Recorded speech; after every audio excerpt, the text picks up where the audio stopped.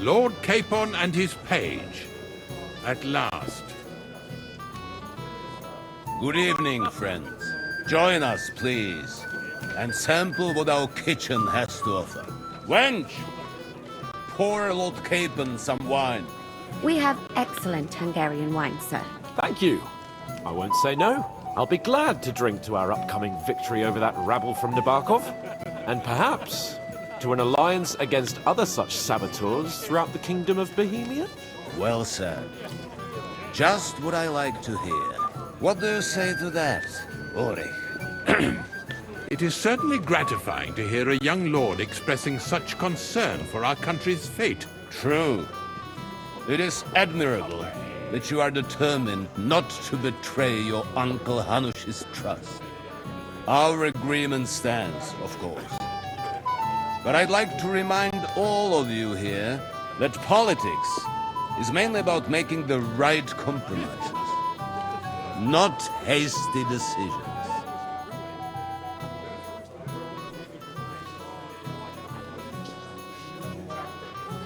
We have the same interests, Sarotto. We'll be happy to help you deal with those criminals at Nebokov. And let's hope that our cooperation doesn't end there. You know better than anyone how many similar bands plague our kingdom. Well said. It seems Hanush and Rezig have an eye for capable and eloquent servants. As soon as we are finished with that rebel, I shall write a reply to your letter. But now to the business at hand, my friends. We discussed this long and hard, but we came to the conclusion that the best thing would be to catch them by surprise.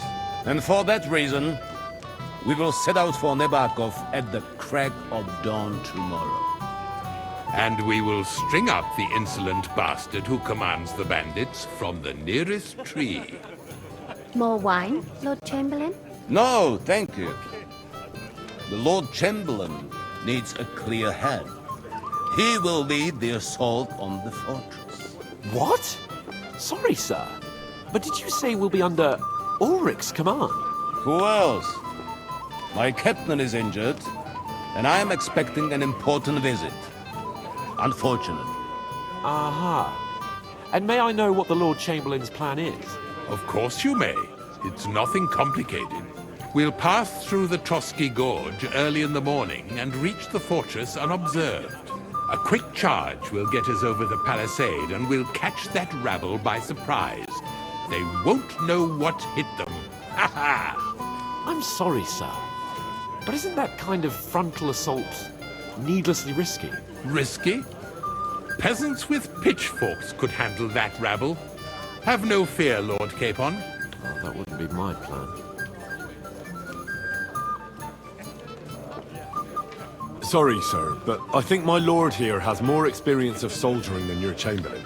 He fought with valor during the conquest of Pribyslavitz and the siege of Talmberg, and I think he'd be more useful. I have no doubt Lord Capon is very experienced for someone his age. But I'd rather entrust my forces to someone more mature. You're not offended, I hope. Ulrich. Oh, perish the thought, sir. It's thanks to the Lord Chamberlain that this castle is standing. I have complete faith in his abilities. My friend, send your servant to the smithy for armor and to see Catherine, sir. To see Catherine for wine for the journey. We'll move out as soon as the sun rises. Be so kind and get me another pitcher of the Hungarian wine, will you? As you wish. Just a moment, Lord Chamberlain. I promise, sir, that this will be my last wine today. The next wine I drink will be to celebrate our victory. Ha ha ha! Your health, then, gentlemen. Eat, drink, and be merry.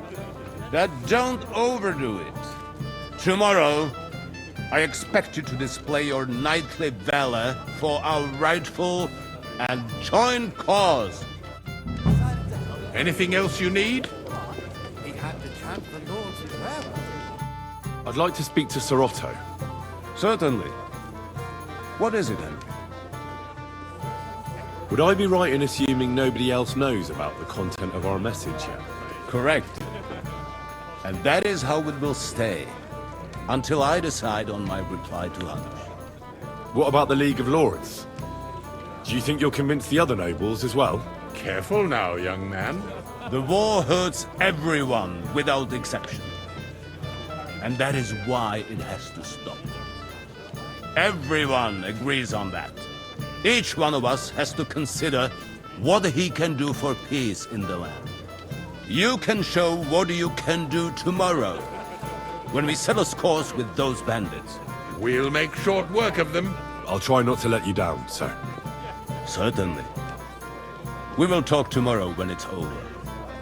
I do not let capable men go unrewarded.